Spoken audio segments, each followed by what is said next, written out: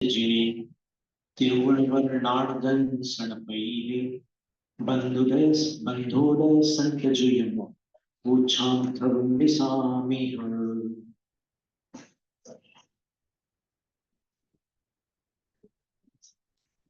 तिरुवळ्ळुवर ज्ञान दर्शन प्रदीप स्वरूप अनंत जिनों को नमस्कार करके मैं ग्रंथ करता हूँ। बंध उदय और सत्व से युक्त जो स्तव है उसका कथन करूंगा, आप सुनिए।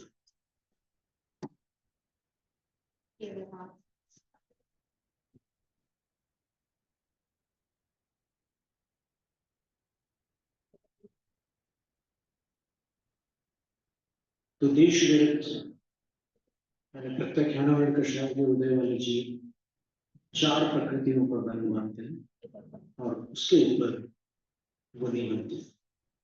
तो उन चार प्रकृतियों के विच्छेद की पंचम स्थान होती है।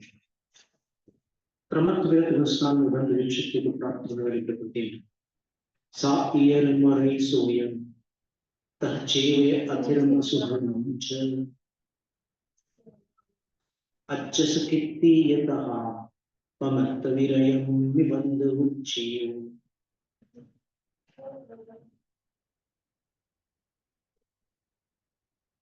असाता अरति शोक अस्थिर अशुभ और अयश्री। अब इसमें शोक कुछ हो तो सारी प्रकृतियां अ से शुरू होती। तो इन छह प्रकृतियों का नाम कंठस्थ करने के लिए कि प्रमत्त विरत गुणस्थान में प्रमाद से बंधने वाले ये पांच, ये छह प्रकृतियां असाधा, अरति, अस्थिर, अशुभ, अयश कीर्ति और एक शोक।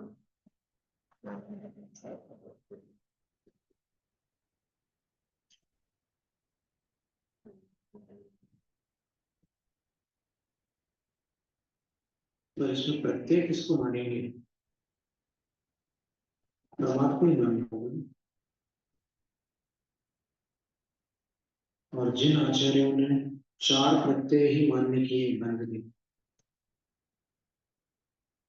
कई आचार्यों ने चार प्रत्यय लिए, पांच प्रत्यय केवल तत्वार्थ सूत्र, द्रव्य संग्रह और योग भक्ति में, अन्यत्र सर्वत्र चार प्रत्यय।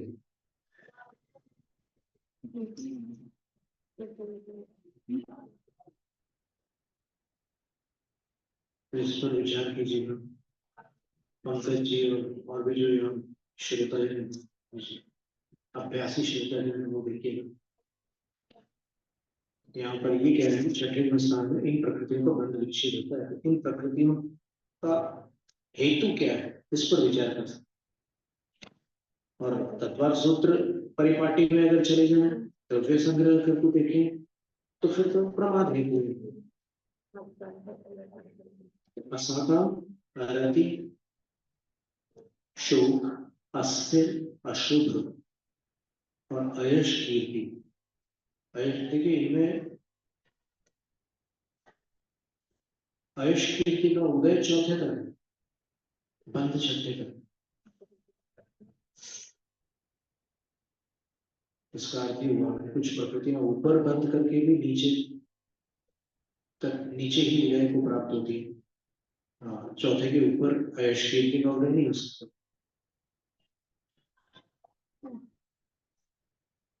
तीन छह प्रकृतियां हुई।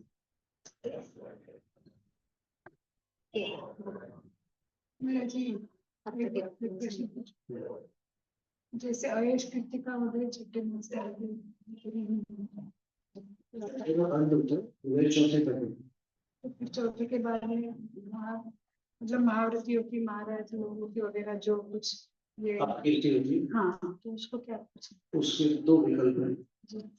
महावृत्ति सामने वाले की कषाय हो सकती है, जिस कषाय से वो उनको बदनाम करता है वो एक हो सकता है। और यदि वो अंतरंग में भावलिंगी है, कोई भावलिंगी साधु है या फिर अणुव्रति भी है, तो भी वो उस गुणस्थान वर्ती अणुव्रति, पंचम गुणस्थान वर्ती, द्रव्य से अणुव्रत तो है ही, भावों से वो संयम में है, तो वो जो अपयश कर रहा है सामने वाला, वो सब अंततः उसके यश में ही समाविष्ट हो जाएगा। यानी वो कितना भी कोशिश करे कोई, अंत में इसको यश की ही प्राप्ति होने वाली है। और यदि अपयश की अनुभूति होती है स्वयं को, जीव विपाक की प्रकृति जीव को फल देती है, तो वो उस जीव को अगर अपयश की वेदना होने लग जाए, उसको अपयश की अनुभूति होने लग जाए, तब वो अणुव्रत या महाव्रत वाला गुणस्थान नहीं है। और अगर वो भावलिंगी होंगे मुनिराज, तो फिर उनका अपयश करने पर भी उनको कुछ लगेगा ही नहीं, उनको ऐसा लगे मक्खी बैठी हुई है, इतना भी नहीं उनको परवाह होगी। ठीक है, वो उसका मुंह है, उसका दिमाग है, उसको जो बोलना है बोलता है, क्या फर्क पड़ता है, ऐसा होगा। और इसमें और भी कोई भंग बन सकता है, अभी सामान्य तो इतना है। यानी वो अपयश कितना भी कर ले, अंत में जाकर के वो यश में ही बदल जाएगा, और वो सामने वाला गलत सिद्ध हो जाएगा, तुमने फालतू में ये सब किया था। जैसे एक कथा आती है पद्म पुराण में, वेदवती ने, तो एक भाई और एक बहन थे, दोनों मुनि आर्यिका थे, तो वो कोई धर्म चर्चा कर रहे थे। तो उसमें वेदवती एक ब्राह्मणी थी, उसने उनको बदनाम किया कि मैंने उनको कुछ ऐसी प्राइवेट चर्चा करते हुए देखा है और सुना है कि ये काय के जैन साधु होते हैं, ये तो संसारी जीव जैसे हैं। तो उस अपकीर्ति के कारण मुनिराज ने फिर संकल्प किया कि मेरे निमित्त से धर्म की प्रभावना अप्रभावना हो गई। ठीक है, ये मेरी बहन, पर कौन जानता है कि बहन, पर मैं अंदर से मेरी स्थिति मुझे पता है, पर धर्म की तो अप्रभावना हो गई। तो जब तक यह अप्रभावना समाप्त नहीं होती, तब तक मेरा अन्न जल का त्याग है। तो जैसे उनने त्याग किया, तो फिर नगर देवता ने उसको दंडित किया जिसने अपवाद किया था। उसके हाथ पांव फूल गए, सूज गए। और जब उसने उन मुनिराज से क्षमा मांगी और घोषित किया कि मैंने अपनी कषाय से ये सब किया था, मुनि महाराज वास्तव में कुछ गलत नहीं थे, तब वो उपद्रव शांत हो गए।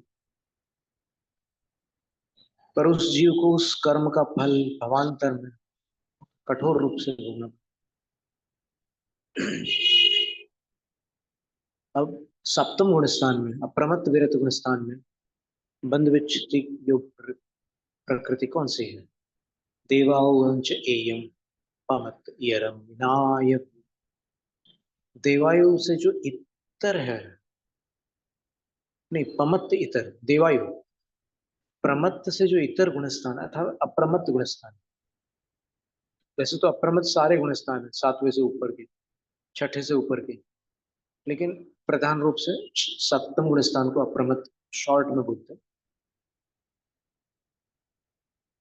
तो अप्रमत्त गुणस्थान में एयम देवायुवम नायम, अकेली देवायु की विच्छित्ति होती है, देवायु बस वहीं तक बनती है सप्तम तक, उसके ऊपर देवायु का बंध नहीं हो सकता। पहले गुणस्थान तक नरकायु का, दूसरे तक तिर्यंश का, चौथे तक मनुष्य आयु का, और सप्तम तक देवायु का बंध होता है। ऐसा नायब वो जान लेना। इसके बाद वो और ऊपर के गुणस्थानों में बता रहे हैं, अपूर्व ग्रहणादि गुणस्थानों में क्या क्रम है? विद्या पयलायता अपुपडमम्य उच्छेयो देवद्वयं पंचेन्द्रिय पौराल्य वज्र चतुस्शरीरंच समचौरसवे ओव्य आहारय अंगभंग नामच वर्णचौकंचतः अगुरुलय अगुरुयलहुम च चत्तारि तस चौपसप्तमेव मेवय तस चौपसप्तमेवय विहाय गैथिरन सुहंचनाय वा सुहयम।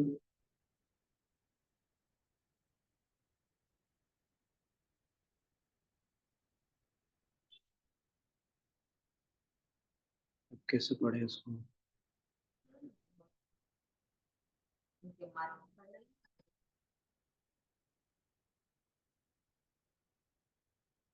सुसरमेवय सुहयं सुसरमेवय आइज आइजं चैव निमिणं च तिथिरमेव तीसम् अपुच्छभाय बंधवो छिन्ना आसरे भय दुगुंचा अपुच्छरिमम्मि बंधवो छिन्ना। चलो जैसे तैसे पढ़ तो लिया मैंने। निद्रा प्रचला उसी प्रकार निद्रा और प्रचला अपूर्व करण के परम में अर्थात प्रारंभ में बंध की विच्छेद को प्राप्त होती है। यानी निद्रा और प्रचला का बंध अष्टम गुण स्थान के प्रारंभ तक होता है, उसके ऊपर उनका बंध नहीं होता। उदय 12वें तक निद्रा निद्रा प्रचला प्रचला और स्यान वृद्धि का उदय छठे तक होता है और बंध दूसरे तक होता है अनंतानुबंधी संबंधी। लेकिन ये निद्रा और प्रचला का बंध जो है ये संज्वलन जनित। निद्रा निद्रा प्रचला प्रचला स्यान वृद्धि का अनंतानुबंधी जनित। तो इनका जो बंध हो रहा है निद्रा और प्रचला का ये अपूर्व गुण स्थान में अर्थात अष्टम गुण स्थान के प्रारंभ तक होता है। देवद्वयम पंचेंद्रिय ओरालीय वज्र चतुशरीरंच देवद्विक देवगति और देवगति प्रायोग्यानुपूर्वी ये देवद्विक हो गई। फिर पंचेंद्रिय जाति संजुलन से बनती है ना पंचेंद्रिय जाति, उसका बंध विच्छेद होता है। फिर औदारिक शरीर औदारिक शरीर औदारिक शरीर का तो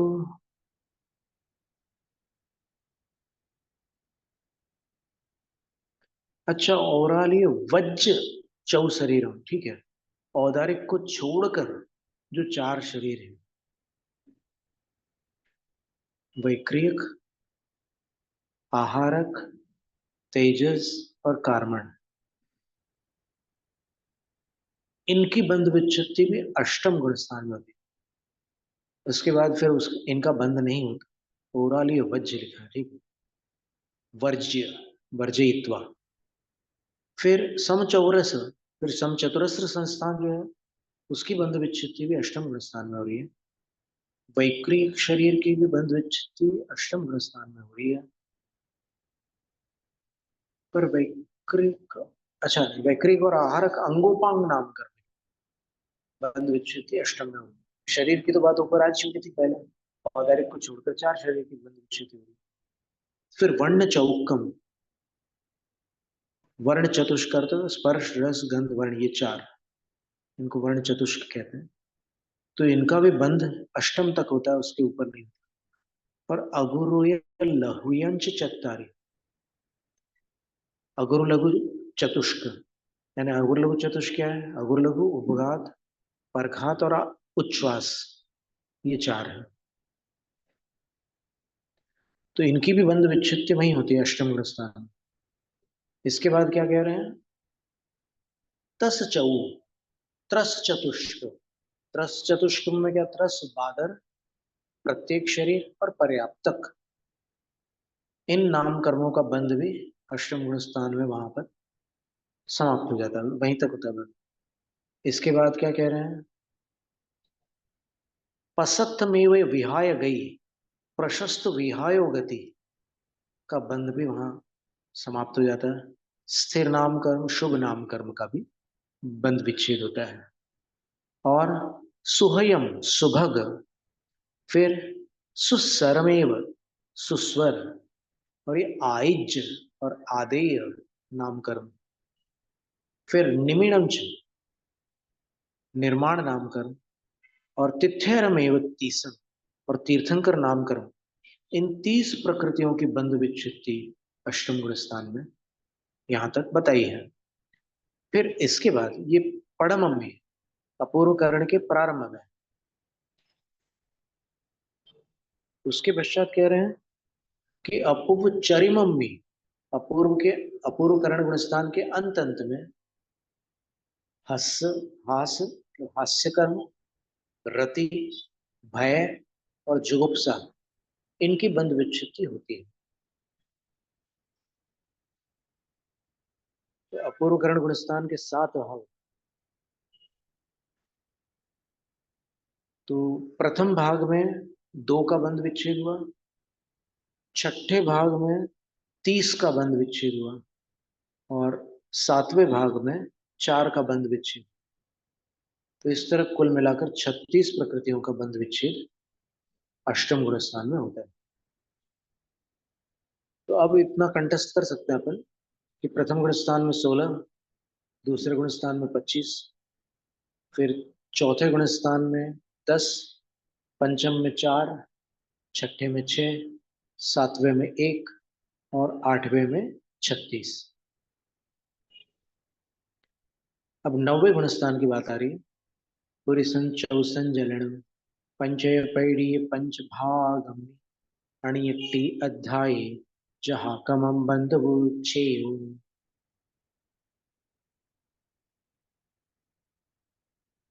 अनिवृत्तिकरण ये नवम गुण स्थान का नाम।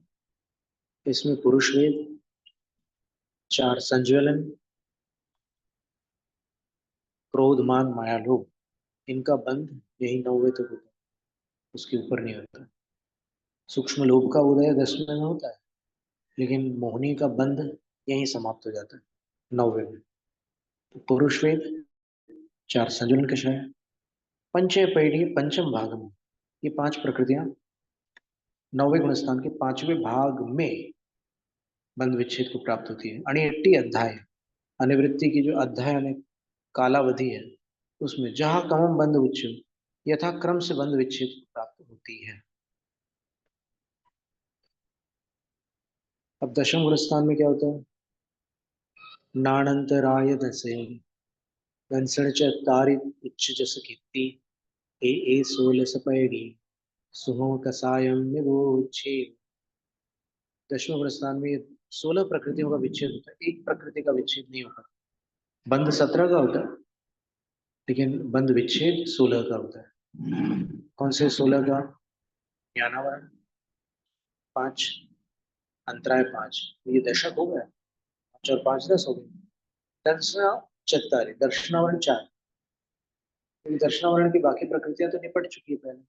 कौन सी 5 प्रकृतियां निपट गई दर्शनावरण की? 9 होती है ना दर्शनावरण। तो 9 में से 5 प्रकृतियां, तो एक तो अनंतानुबंधी वाली जो 3 प्रकृतियां थी, स्यान गृति, निद्रा निद्रा और प्रचला प्रचला, तो वो अनंतानुबंधी कषाय समाप्त हुई, तो उनका बंध खत्म हो गया।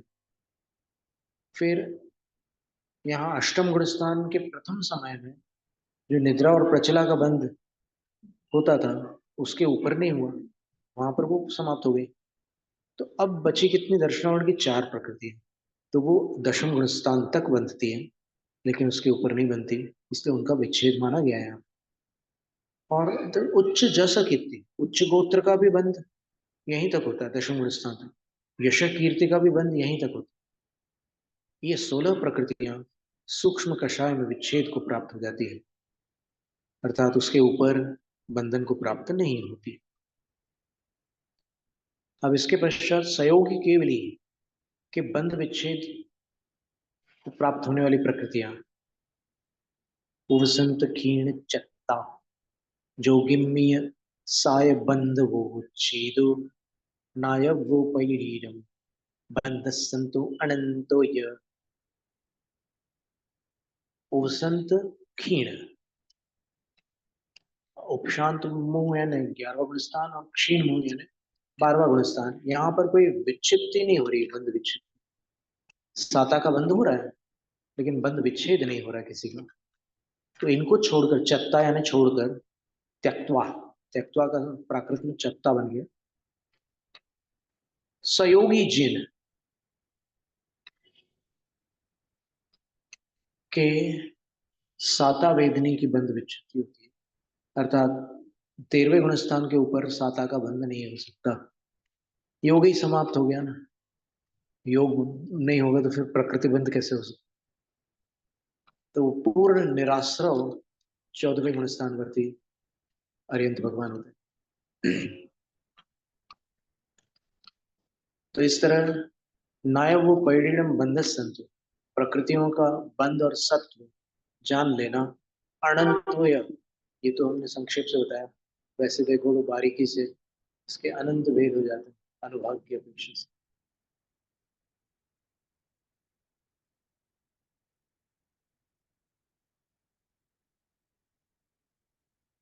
अथवा ऐसा ले लें अर्थ कि इस प्रकार गुणस्थानों में बंध का अंत अर्थात विच्छेद और अनंत अर्थात बंध जानना चाहिए। अनंत का अर्थ है कि बंध नहीं, अंत नहीं हुआ बंध का, ऐसा जानना। मतलब वो दो नयों से कह रहे हैं,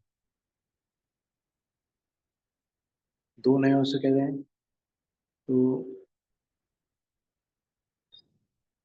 द्रव्यार्थिक नय से तो बंध विच्छेद बता रहे हैं, लेकिन पर्यायार्थिक नय से देखो तो उस गुणस्थान तक बंध चालू है उनका, इसलिए वो अंत नहीं है, उसके ऊपर वाले गुणस्थान में बंध का अंत है।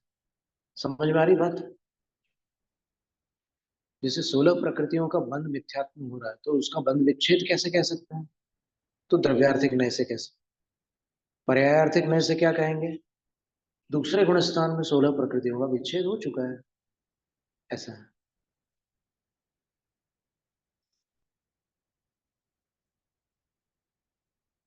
इस प्रकार बंध से विच्छिन्न होने वाली प्रकृतियों का वर्णन समाप्त हो।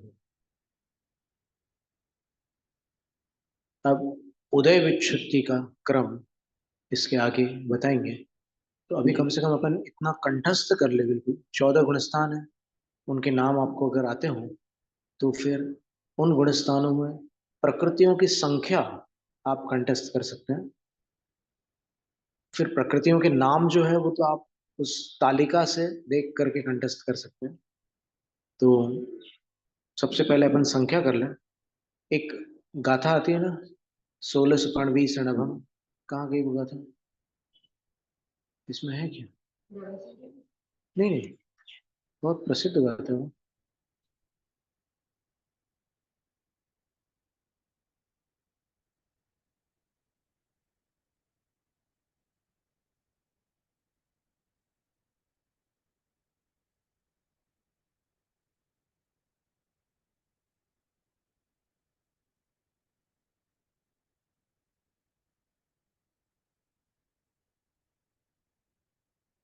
इसमें दूसरे प्रकार से दी होगा। गाथा नंबर 9, मिच्छे 16 सुपर्ण सासानी अविरही युद्ध पैरी। जीव कांड में वो है 16 सुपर्ण से नवम। नवम का अर्थ आकाश, नव का अर्थ आकाश होता है, आकाश का अर्थ है शून्य। तो पहले गुण स्थान में 16, दूसरे में 25, तीसरे में शून्य, चौथे में 10, पांचवें में 4, छठे में 6, सातवें में 1, आठवें में 36। और 36 में क्रम कैसा लेना है, पहले 2, फिर 30, फिर 4। और नौवे में कितनी प्रकृतियां थी,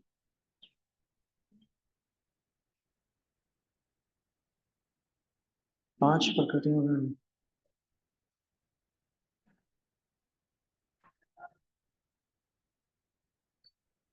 10वें में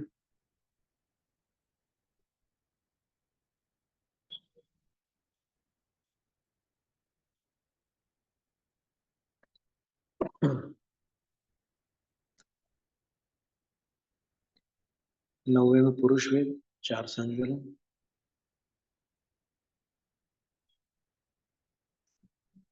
5 प्रकृतियां होती। ठीक है, सही है, 5 प्रकृतियां ही हैं। यहाँ जहां कम लेकिन क्रम से, मतलब संज्वलन की बंध विच्छित्ति वेद की बंध विच्छित्ति से पहले नहीं होगी। पहले वेद की बंध विच्छित्ति होगी, उसके बाद संज्वलन कषाय की बंध विच्छित्ति होगी। और पुरुष वेद अकेला क्यों लिखा है यहाँ पे? उदय तो तीनों वेद में से कोई भी हो सकता, क्योंकि प्रथम वेद नपुंसक वेद जो है उसका बंध केवल मिथ्यात्व के उदय में होता है, इसलिए उसका यहाँ 9वें गुण स्थान में प्रश्न ही नहीं उठता। फिर स्त्री वेद का बंध कहाँ तक होता है? दूसरे तक, अनंतानुबंधी कषाय जनित 25 प्रकृति स्त्री वेद, तो वहां तक कैसे संभव है 9वें तक? तो इसलिए सिर्फ पुरुष वेद का बंद हो रहा है और 4 संज्वलन कषाय का बंद। 9 कषाय वगैरह सब उधर नीचे निपट गए, बाकी तो 8वें गुण स्थान में।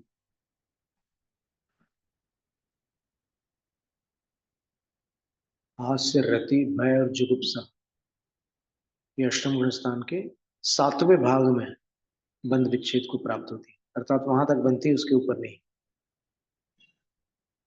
और छठे भाग तक तीर्थंकर प्रकृति का बंध होता है,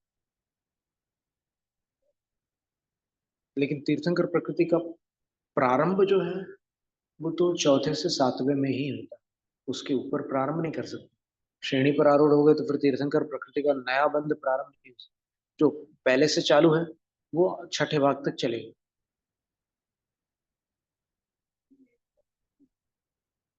निरंतर बंदी है तीर्थंकर प्रकृति, निरंतर बंदी है। कुछ प्रकृतियां सांतर बंदी होती है, कुछ निरंतर बंदी होती है। निरंतर बंदी का अर्थ है कि जिस गुण स्थान में वो बंधने योग्य है उस गुण स्थान में उस प्रकृति के बंध में अंतराल नहीं पड़ सकता, निरंतर बंधती रहेगी। तो वो चाहे नरक चले जाए, तीर्थंकर प्रकृति का बंध किसी ने जीव ने प्रारंभ किया और वो अब नरक चला गया, तो अगर क्षयिक सम्यक्त के साथ नरक गया तो विग्रह गति में भी वो बंध चालू रहे। और अगर क्षयिक सम्यक्त है उस जीव के, तो फिर वो विग्रह गति में छूट जाएगा, मिथ्यात्व में आना पड़ेगा। और जैसे ही वहां पर्याप्तक होकर वापस सम्यक दृष्टि बनेगा तो तीर्थंकर प्रकृति वापस बंधना चालू हो जाएगी। तो क्षयिक सम्यक दृष्टि पहली से तीसरी पृथ्वी तक जाता है, लेकिन सारे के सारे कापोत लेशिया में जाते हैं। तीर्थंकर प्रकृति के बंधने वाले जीव नील लेशिया में नहीं जा सकते, कापोत लेशिया वाले नहीं जाते। और क्षयिक सम्यक वाले जो जीव हैं वो प्रथम पृथ्वी से नीचे नहीं जा सकते, क्योंकि क्षयिक सम्यक दृष्टि की आयु नरक गति में जो बताई गई है वो है जगन्य आयु 84,000 वर्ष और उत्कृष्ट आयु एक सागर में संख्यात पल्य के असंख्यातवे भाग न्यून। एक सागर में से पल्य का असंख्यातवा भाग घटा लो, अर्थात असंख्यात वर्ष कम कर लो एक सागर से, तो उतनी उत्कृष्ट आयु हो सकती है क्षयिक समय दृष्टि जीव की नरक में।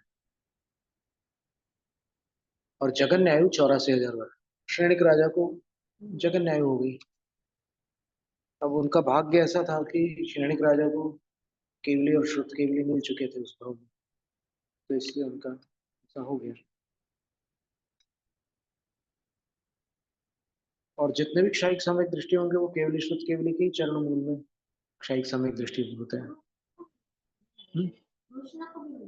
किसको? श्री कृष्ण जी को।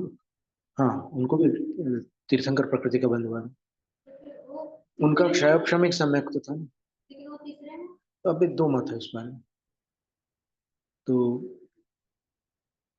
उत्तर पुराण में अलग मत है और हरिवंश पुराण में अलग मत है, 2 मत है। ऐसे ही उत्तर पुराण और तिलोई पंडिती में नहीं, उत्तर पुराण और पद्म पुराण में अष्टम वासुदेव श्री कृष्ण जी का नहीं बोल रहे हैं, उनके पूर्ववर्ती जो हुए हैं अर्धचक्री उनका वह कह रहे हैं।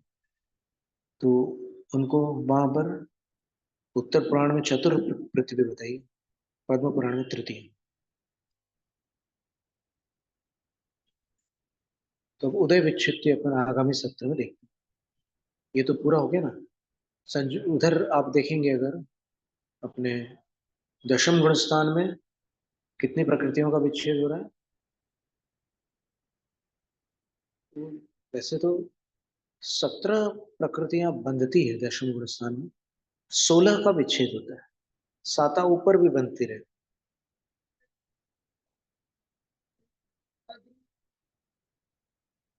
अध्रुवबंदी कहने में कोई आपत्ति नहीं, हमने उनका उत्तर दिया हुआ है। उन्होंने हमसे भी पूछा था तो हमने उत्तर दिया।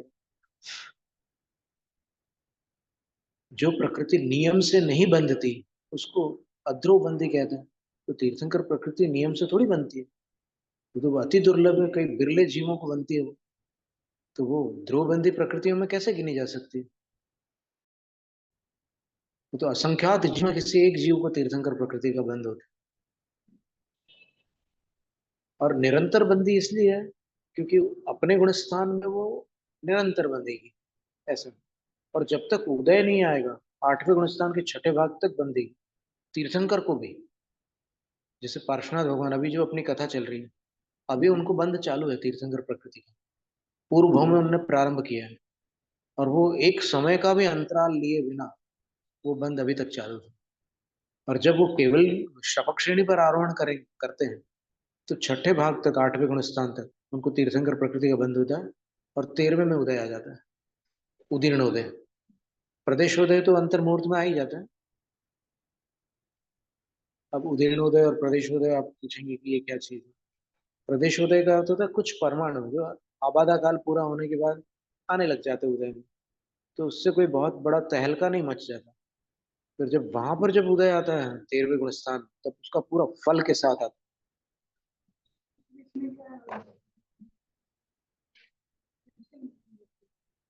अब ऐसा कुछ समझ में नहीं आता क्या है, देखना पड़ेगा कहीं पर उसका समाधान मिल जाए तो प्रदेश उदय से क्या कार्य होता है। क्योंकि उदय है तो कार्य तो कुछ ना कुछ होना चाहिए न्याय से। तीर्थंग वो इंद्रों के आसन हिल जाना आदि आदि कुछ तो होता तो है। आसन क्यों हिलेंगे? अकारण तो आसन हिल नहीं सकते। और कितने जीव जन्म लेते हैं कभी नहीं हिलता आसन, और इनका जन्म लेने होते ही आसन हिलने लग जाता। तो कुछ तो है बात। ठीक। जैनम जय तो शासन।